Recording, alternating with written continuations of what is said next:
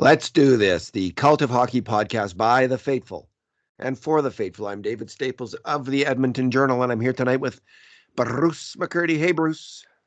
Hey, David, how you doing tonight? Very well, thank you. A big, big win for the Edmonton Oilers. Very sweet, Bruce, in so many ways. They go into California, they win all three against the LA Kings in a game where the refs were shafting them, the Oilers in the first period. Started to even up as the game went along. Anyway, it was a 3-2 victory for the Oilers over the Kings. And just a lot to like about that game. Some things not to like, and we're going to get into all of it. How are you doing? Oh, I'm pretty good. That was an important 2 points to get and an important regulation win to get to kind of put the foot on the throat of the LA Kings on the season. Now the Oilers win the season series from the Kings 6 points to 3, and that 3 point margin there is the margin Edmonton's now ahead of LA. So that's they've done it head to head, and in particular, two very tough wins in Los Angeles. 89 points for the Oilers, 86 for the Kings, and the Oilers have a game in hand. They're 7 points up on Vegas now, and that's tied. Vegas are coming to town. I'm actually going to go to that game. Oh yeah. My son Jack is visiting in town, so for a birthday present, we're going to his game, going to that game. Right. Looking forward to it. Right. That's a Saturday afternoon game, right? It is, yeah, a week Saturday. So, all right, this will be our two good things, two bad things, and two numbers podcast. Bruce, what is your good thing? All right. Well, my good thing is the goal that put Edmonton ahead to stay. The 2-1 goal that sort of went against the flow of a second period that was spent mostly in Edmonton's end. And this was a play that started in Edmonton's end. The goal was scored by Warren Foegele with 4:34 on the clock. But what happened leading up to the goal is all six Oilers on the ice touched the puck in succession. It was, in fact, a six-way passing play, sort of one you don't see too often in this league, and it was legitimate passes by all five guys who passed it, starting with Mike Smith, who fielded a puck behind his net, and he made a crisp pass to Duncan Keith around the hash marks in their own zone. Keith made just a short but clever pass to Nugent Hopkins, also in Edmonton's zone. And Nuge found Evan Bouchard on the far side of the ice. And then Bouchard had some room to actually move with the puck. And he chipped it ahead to Derek Ryan, who went bursting in on the right wing and made a superb cross-ice pass that Warren Foegele absolutely slammed into the net. And this was not a period after I said to my wife that Warren Foegele likes to barge to the net. It's too bad he doesn't know what to do when he gets there.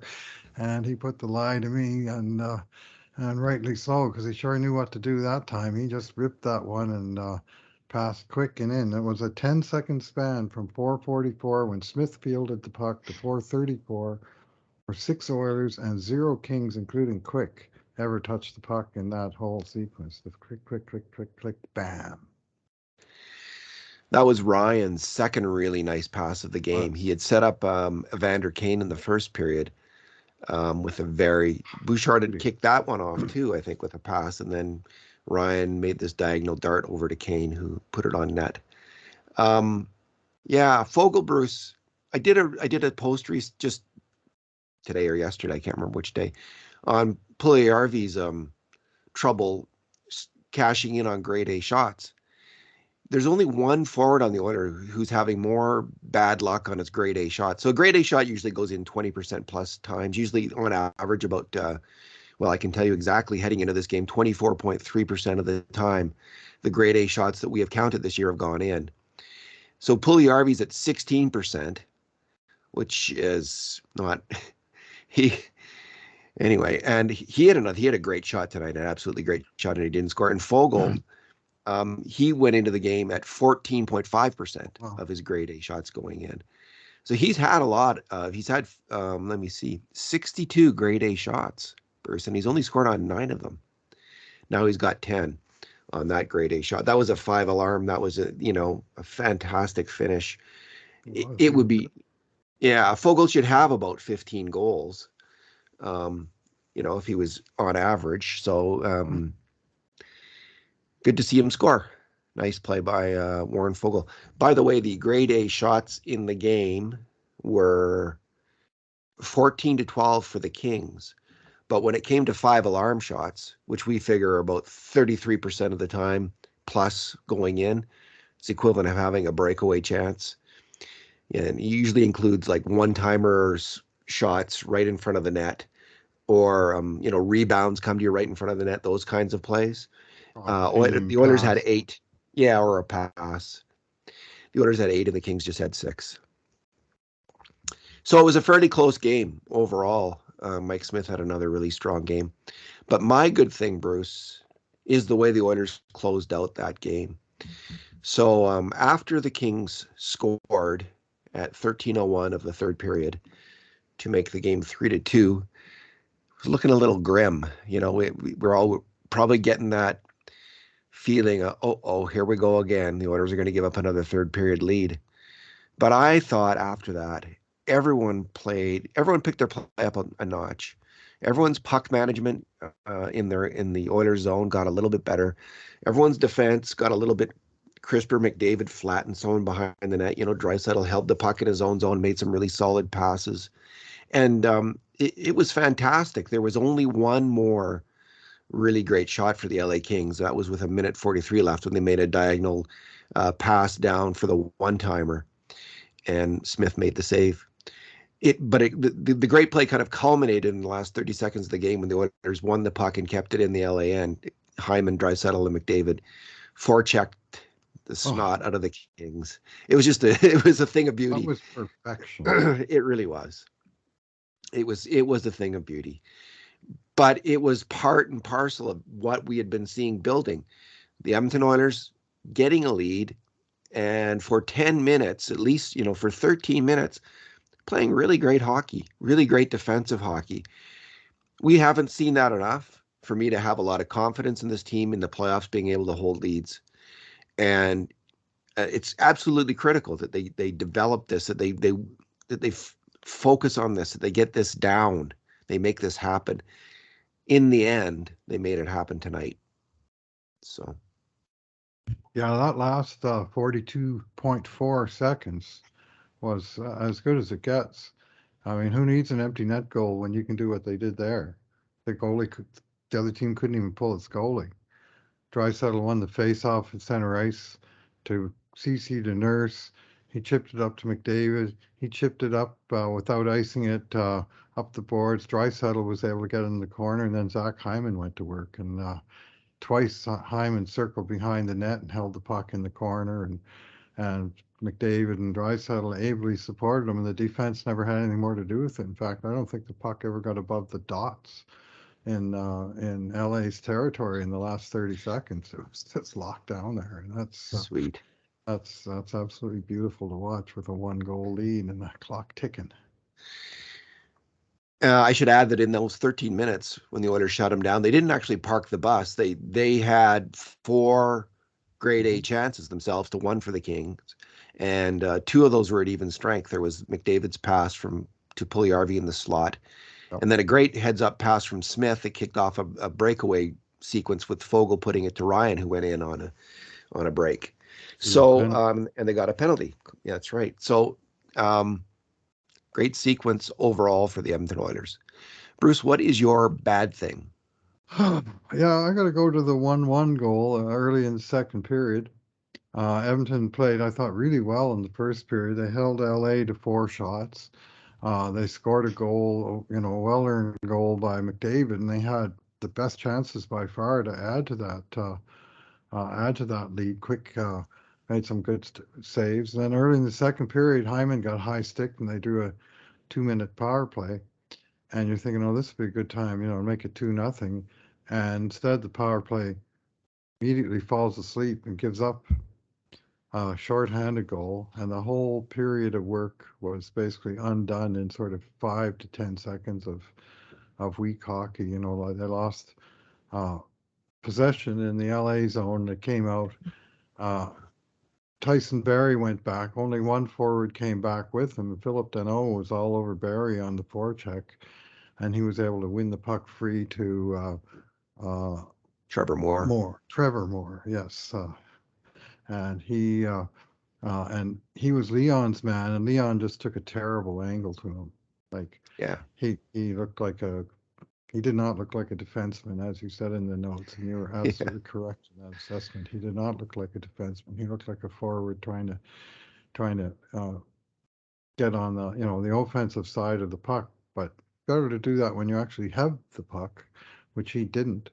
And Moore just snuck by him, and he had a clear path right to the net because none of the other forwards were tracking back at all. And they have a very low sense of danger. It's like it's our puck on the power play. We own the puck. The other guys aren't going to do anything. It's our puck. And in their own zone, they get a little lackadaisical. And if the other team does the high pressure thing, mistakes happen, and sometimes high grade chances happen, and sometimes those are goals, as this was. And not just that, like that came early in the power play, uh, 30 seconds into the power play, and the rest of that power play was pure crap. The Oilers did nothing. They got no shots on the power play, and the game that had been sort of flowing in Edmonton's territory, going into the power play, coming out of the power play, the lead was gone, the momentum was all gone, and LA was all of a sudden all over Edmonton for the next 10 minutes. I think they had 15 shots in the first 10 minutes of the second period. And it was only through some pretty good net minding by Mike Smith, especially during an LA power play, that generated, was it 5, 6 shots? And they came out of that tied, that eventually they were able to regain control uh, in the back half of that second period. But they lost control of the game for a time because their power play fell asleep. That Trevor Moore is a good hockey player. Yes. The LA got him from Toronto. He's another, like, they picked up Dirtsey from Toronto and Trevor Moore, In which that kind same of, trade? no, it wasn't in Oh, the Muzzin trade. It wasn't was trade? it was along with a pair of third round draft picks with Moore in exchange for Kyle Clifford and goalie Jack Campbell. So Campbell has really worked out for the Maple Leafs. Like, they've gotten really some good value out of him, but looks like LA's maybe not that unhappy with that deal either, because this guy can play some hockey. He's Got he five he shorties now, so it's not an accident that he got one tonight. he was 5 years with the Leafs system, and yeah, they didn't hold on to him. Uh Boo hoo. Uh my bad my bad thing, Bruce, was um after the Oilers scored their goal in the third period. Um Bouchard, just a fantastic. He walks the line, fantastic. What a great game Evan Bouchard had, moving the puck and making plays. And this is going to happen. He is such a highly skilled player, and as we've noted, he makes so many great plays with the puck. So many major contributions to grade A shots, more than any defenseman we've seen in the Oilers since we've tracked this. He's going to get some points, and it's been a while, but he got them tonight, and that was a fantastic shot, through two Kings defenders, and I think it hit one of them. Anyway, after that goal, you're up 3-1. You've got 15 minutes left. And what happens 20 seconds after that goal, or 30 seconds after that goal? The Oilers collapse and they give up a breakaway. And it was almost every play. In my mind, Bruce, we might disagree a little bit on some of this, but I think it was almost every player on the ice who was responsible. What we see is a fast attack up the middle of the ice.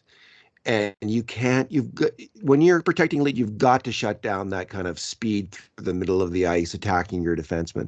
And I felt Draisaitl failed to do that. Kopitar has the puck on the boards. Leon's got to angle him to the boards, take away that center pass, that option, funnel that puck to the boards, and if he can, thwart him there, stop him on the boards. If not, keep it on the boards. Instead, he flies by, and Kopitar picks off the player shooting up the middle of the ice, Kempe, who's Yamamoto's man. Yamamoto was even with Kempe in the Flames zone. He had him completely, and suddenly he doesn't have him at all. And Kempe, who is a fast guy and fast accelerator, accelerates real fast, and Darnell Nurse gets caught out. It's happening a little too much with Darnell Nurse. His reads are incorrect in this situation. He's not quick enough in these moments to recognize the danger. He's up too high. CC also gets caught out. CC at least is covering his man. It's a little bit. I mainly put it on Nurse, and Kempe's in on a breakaway, which there's a penalty taken on it. So, and a very fine stop by Mike Smith. So you can't have that. You've got the lead. Shut them down. Don't let them come through hard through the middle of the ice like that. Stop that from happening. They kill off the penalty, but right after it, there's another breakdown. Edmonton gets caught in their own end, and this time it's McDavid behind the net. He gives away the puck, and then Puljujärvi gives away the puck, and then they come out, move into the slot, and through one or two screen players, including Cody Ceci, they get a difficult shot on net and they score a goal. So again, this was McDavid just not like, unless you're sure, just hold the puck against the boards. You're under pressure. Just kill the puck. You're protecting a lead at this point. This isn't the time for a blind backhand pass up the boards to a player who wasn't expecting it in Puljujärvi. And then, Puljujärvi coughed it up. So it was two plays, Bruce, where they didn't bear down enough in my mind. And after that, they did. It woke up every player, I think, who was involved in those plays. Those two lines specifically played a lot better down the stretch. And I think their mistakes might have had something to do with that. Yeah, last week when the Oilers played the Kings, yours and my bad things were both goals that LA scored right after Edmonton made it 3-1 in the second period, and they scored twice in 60 seconds right after that. And I was decrying the fact that they couldn't consolidate once they got the second goal, sort of build their lead a little bit. What you really want to do is just consolidate that and, have a few shifts where nothing happens. And that time, LA scored on the very next play, and then they scored again on the next play after that. Well, this time, LA got a breakaway in the next play and got a power play, and all of a sudden Edmonton's back on their heels, and there's no explaining it. Because you think a week ago, maybe they remember, hey, 3-1, maybe we just better bear down a little bit now. But anyway, as you say, once it got to 3-2, for the most part, they did the job. But that was a lapse, and they made it through the penalty kill, but they never got to even a whistle where it was 3-1 and 5-on-5. I've been harping a lot on this. I did last week, and here I am again tonight, but I'm doing it for a reason. I think this is a really good team that has a chance to win playoff series. They really do. They will not do it, though. They will not do it unless they can start to protect leads. And you protect leads by playing fundamentally sound defensive hockey, where you're paying close attention to what your job is on the ice and the fundamental play and making the fundamental play on defense. So whoever it is, whether it's your best player or your worst, if they're not doing it, and especially if it's your best player, because they're gonna be it on the ice most. They've got to do these things for the Oilers to win in the playoffs. Everyone says how much McDavid and Draisaitl want to win. I have no doubt that is true. Well, these are the plays they've got to make if they want to win. So, hence my mentioning them often. Bruce, what's your number? Yeah, my number is 6, David, and that is for the 6 games in a row that the Edmonton Oilers have won. For the first time in 6 years, the Oilers have a 6-game winning streak. They've gotten to 5 several times, each of the last 2 years, once under Dave Tippett. This year, once under Tippett and 3 times under Jay Woodcroft. They got 5 in a row, and they finally got were able to win. And each time they lost the 6th game, and this time they were. Pardon me, that came out of nowhere.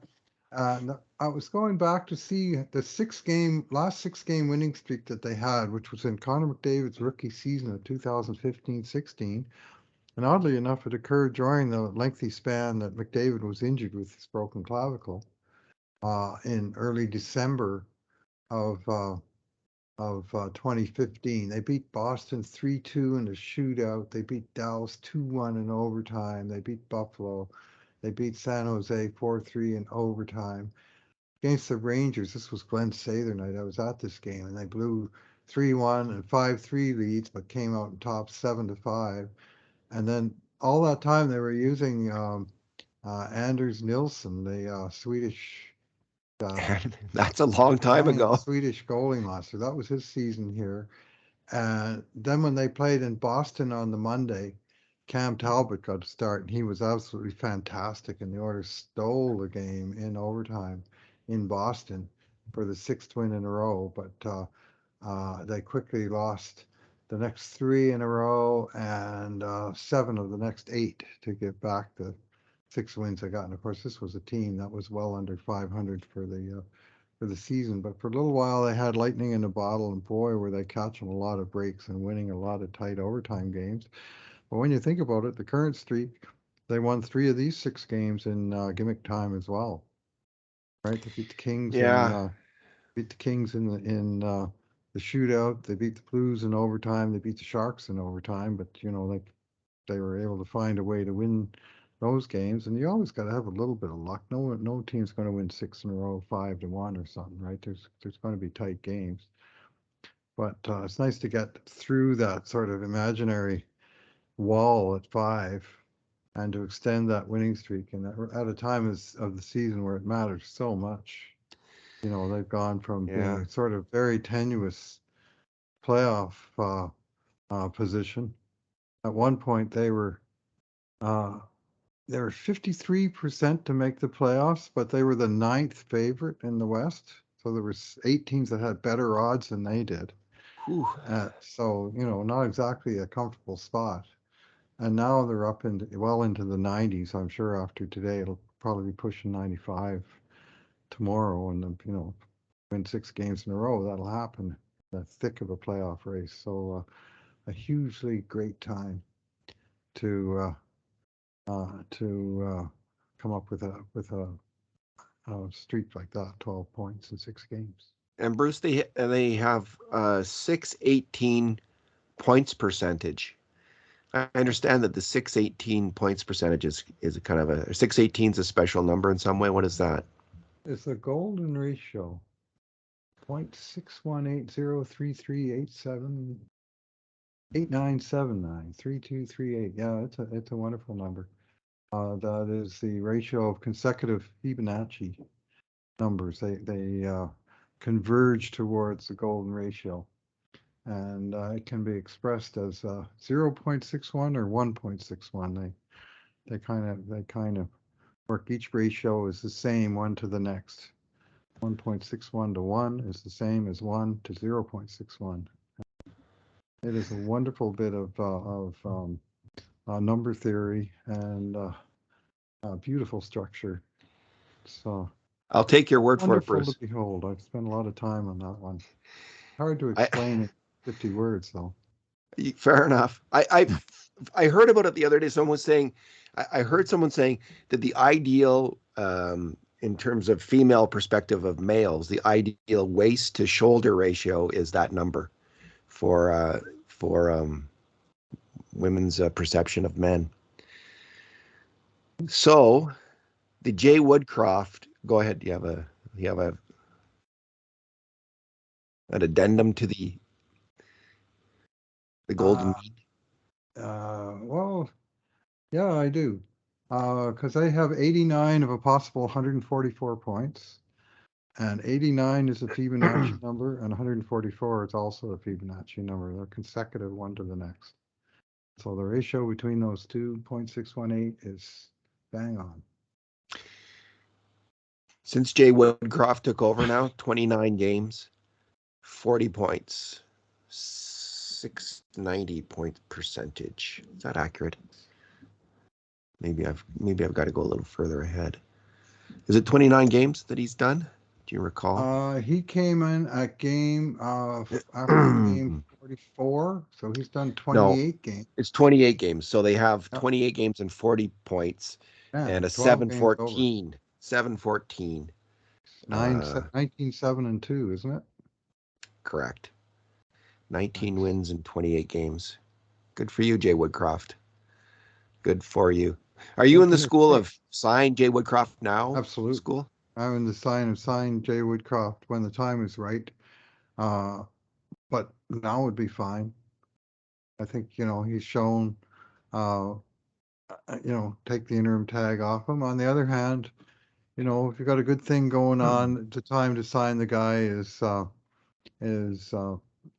when stuff settles down a little bit. I mean, Craig Berube, he was interim coach for St. Louis when they won the cup, and only after the cup was sealed a couple weeks later did St. Louis get around to giving him a 3-year contract and removing the interim tag. And it's not like Berube went out on the open market and said, sign me, I'm available. And I can't imagine Jay Woodcroft would do anything but angle for the job that he's already got with the players that he already knows. The situation that suits him so well. Why would he mess around?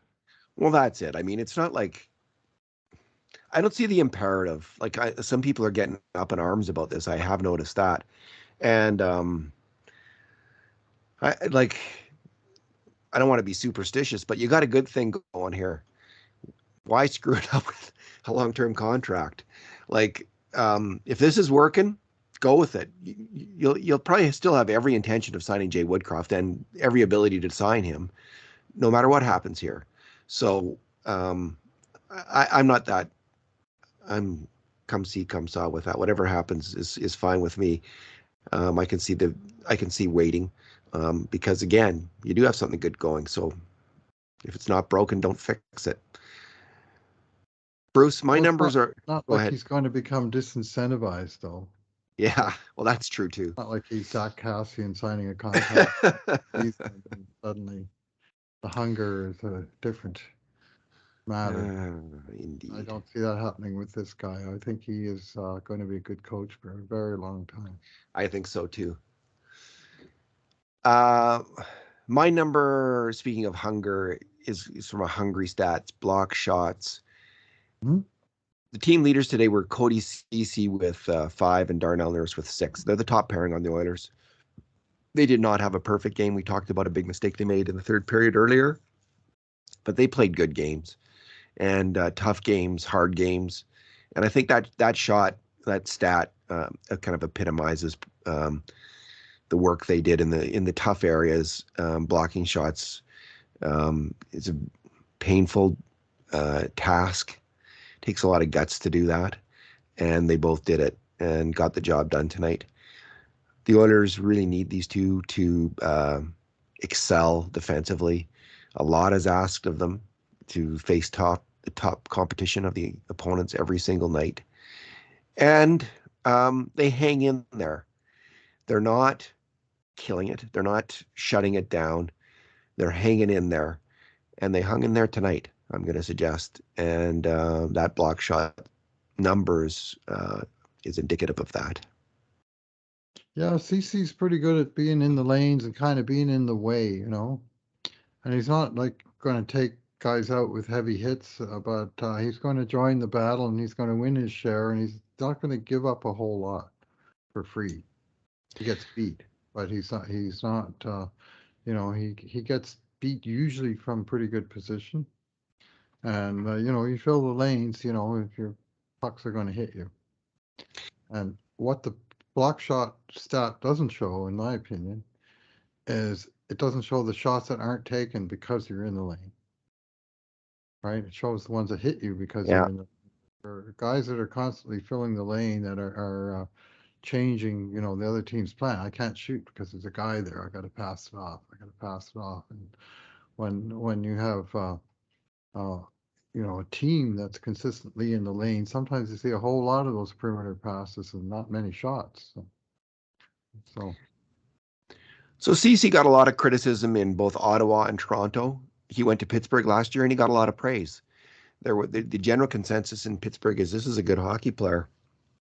And I think by the end of the year, he was playing top four most of the time. He came to Edmonton, and he's played top four, and now he's in the top pairing.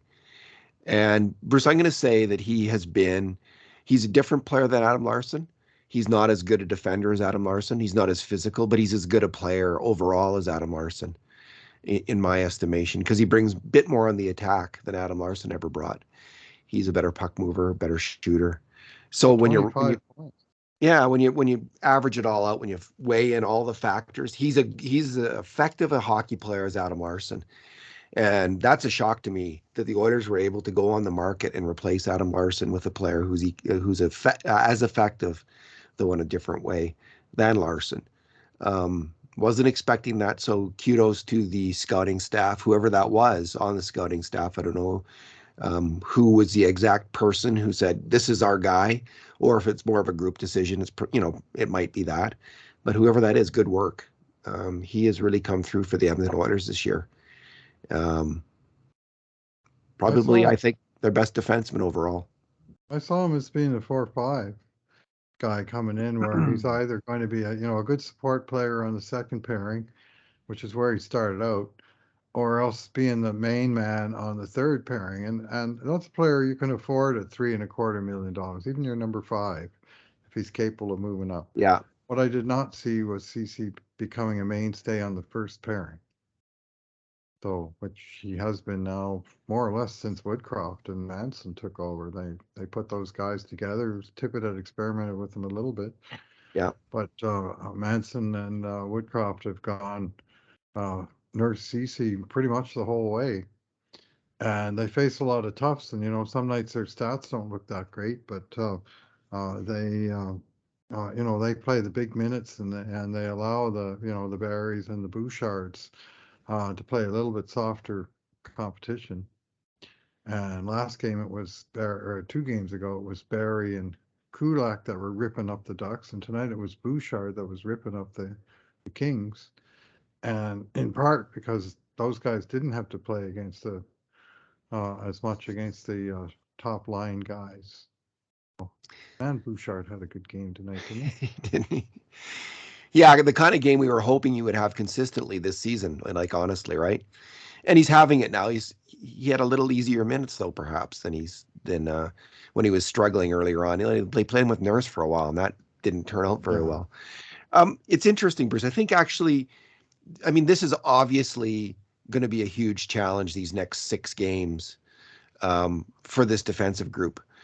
But during this winning streak and before then, for probably the last 10 games, I don't know how long these defensive pairings have been together exactly, but they've been playing pretty strong hockey. Like Kulak and Barry have been strong together. Bouchard and Keith, they're not consistent. They can have bad moments in games, but overall they've been okay. It's probably been the best pairing that Keith's been with. I'm just guessing here. I mean, Keith has been trending up since Christmas.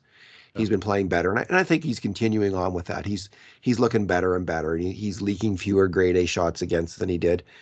And now Bouchard's, getting it together now and then, and tonight in a big way. He had his best game in a long time. So we'll see these next 6 is a great test for the Oilers heading into the playoffs for these defense pairings to see if they can hold up and get the job done. This is one thing of note is all the best defensemen are healthy now. The Oilers didn't have that for a long time, and they are healthy. They're playing together, and they're playing well. So that's encouraging. And tonight they played well in crunch time, which is most encouraging of all. But it's just one game. Yeah, well, they've been healthy since at least game 60. And Yeah. they was whenever Russell came back and they put him back in the lineup, and they had Russell and Barry on the third pairing, Mm-hmm. and the top 4 as we see now. And only the arrival of Kulak sort of forced Russell back into the press box to get Kulak into the lineup. In the last 8 games, they've gone with the exact same 6 in every game. So good health on the blue line is absolute gold. And nice to have. Sorry, Bruce. Go ahead. compared to the 7-game span earlier in December of this year, where the Oilers used 11 different defensemen because they had, CC out with COVID, and Nurse got hurt, and then Keith got hurt, and other guys got banged up. I think Russell got hurt, and then next thing you look at the team and you got defensemen like number 75 and 80 and 84 and 86 and stuff. And you're going, who are all these guys? Obviously some well, you know who they are, but they're and they had even Samorkov that they brought up, who was sort of their 5th call up from the AHL. And that was when the team majorly struggled. It was during that span. And now they have sort of a continuity on the back end. The team is thriving. Yeah, no surprise to see Edmonton doing better with a healthy defense, I guess. So, all right, Bruce. So the next game is what's Saturday? Saturday against night. Colorado. Early start, 8 p.m. as opposed to 8:30 p.m. Late night kind of week. Against Colorado, I suspect we'll see Mikko Koskinen in that game. And I got to say, kudos to Mike Smith. 3 games in California, 4 goals against, .959 save percentage, and 1 game-winning assist. And he had an assist tonight with a great pass. And he started the 1 scoring play with another good pass. It was a good trip for the old man. We didn't make enough of that assist. I don't like in the last podcast. I mean, watching it again, what a play! And Bruce, I swear that puck curled when it hit the blue. It curled like to McDavid. It was just such an unreal pass. He bumped it out of reach of Burns, but close enough to Burns that he had to think about puck first. And by the time he turned, McDavid was gone. And that the weighted through pass. I mean, Adrian De Bruyne would have been proud of that pass. Like, he just put it exactly into the path of the intended guy who's breaking past the defense, and it was a beauty for sure. The low angle end zone replay is fantastic. It really shows it well. I included it in my game day post. The Oilers tweeted. Hector Gervais would have been proud of that draw. I mean, that was an incredible weight and direction. As a proud Newfoundlander, I'll say Brad Guju would have been proud of that draw. That draw. Oh, that's right. There's another curler. Was Paul Gausel also from the island? No, he's from. Is he Ontario, or is he from Calgary? It's a long time ago, Gausel, but he was. They were the young rebels. Yeah. So yeah. Anyways, that was a weighted shot that would do those kind of technicians that we mentioned by name. I'm proud, that's what they're famous for. Is putting balls into spaces, putting rocks, pucks, or whatever they are into spaces at the right speed, and it's so hard to get it right. It's great to have this little Mike Smith renaissance. Like no matter what happens now, at least he's had some good games, a really great little stretch here, and a play to remember. We'll see if he can stay healthy or not. I mean, last weekend the poll was 94-6 to send him to the minors. He's on that poll again, Dave. You think he might be down to 80-20 by now, maybe? Well, I bet you it would be 60-40 or 50-50. Things change fast in a week in the NHL, and he did it. So good for him. And I was hoping he would. I was hoping he would show us all up and put the egg on our face, and he did that. So way to go, Mike Smith. Shoving it up the butt to the detractors, still doing it at 40. All righty. Thanks, Bruce. Thanks for talking tonight. All right. Thanks for listening, everyone. And in the meantime, and in between times, this has been another edition of the Cult of Hockey podcast.